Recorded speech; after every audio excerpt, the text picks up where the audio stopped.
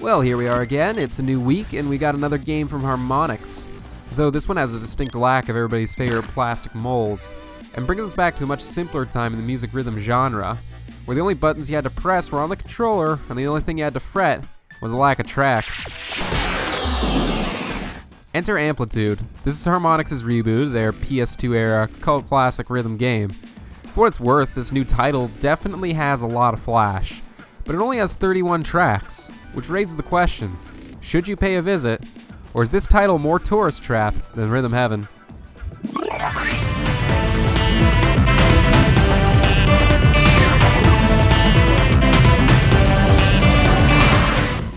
There's really only a few modes of play in Amplitude, and honestly they aren't all that diverse. More on that later though. Where you're going to want to play first is of course the campaign, which I'm sorry to say is a very brisk 15-track romp through a light story about bringing a patient out of a coma.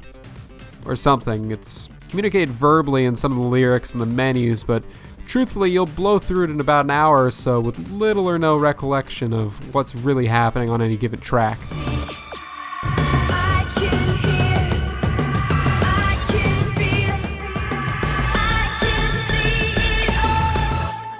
It's a good thing then that the moment-to-moment action in the game is actually a lot of fun. You pilot your ship on the neural pathways of the human psyche on up to 6 tracks of wonderful instrumentation. The goal is to make sure not too many of them fail, and you'll jump between them, completing one after another and then repeating the process. Besides that, the only other thing you'll need to keep in mind is that there are barriers on some tracks that you'll need to hold a certain streak to pass through. Streak achieved.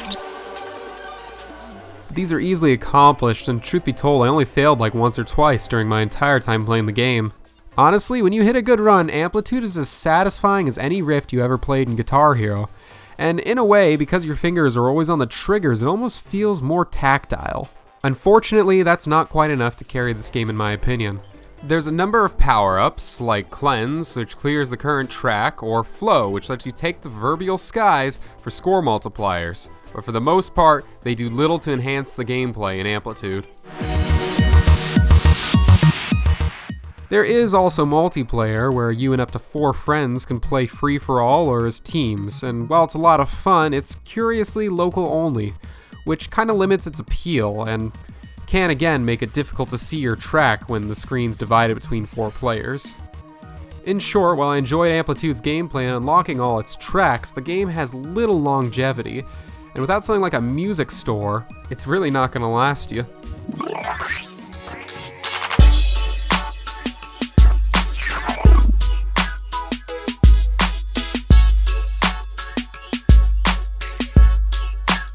The graphics are one area where I have to give Amplitude a lot of credit.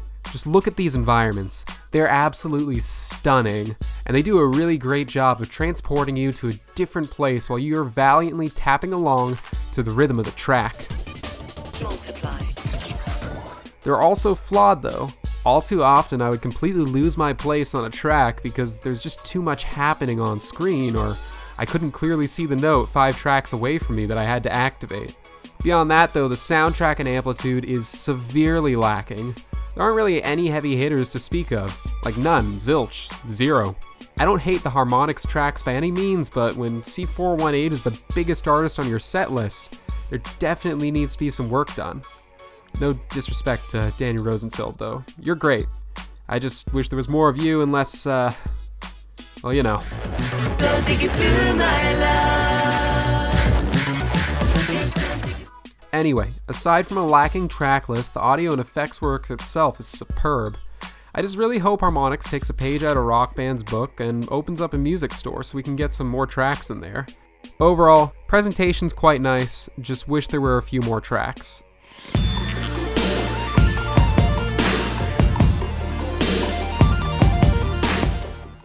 Though flawed, Amplitude has it where it counts, and that's the gameplay. I just wish there was a little more substance to the game as a whole, as I didn't feel I'd nearly gotten my $20 worth by the end of the experience. Without a doubt though, this is a game for fans of the studio, and they won't be disappointed. Everyone else, however, I'd still recommend the plastic option. Amplitude gets a 3.5 out of 5. Thanks for watching, guys. If you liked this video, be sure to subscribe, give it a thumbs up, and all that jazz. I've got news, reviews, and streams coming every week, all the time, and even a few new surprises on the way, so stay tuned, and thank you for supporting Game Room Hero. Take care, and I'll see you next time.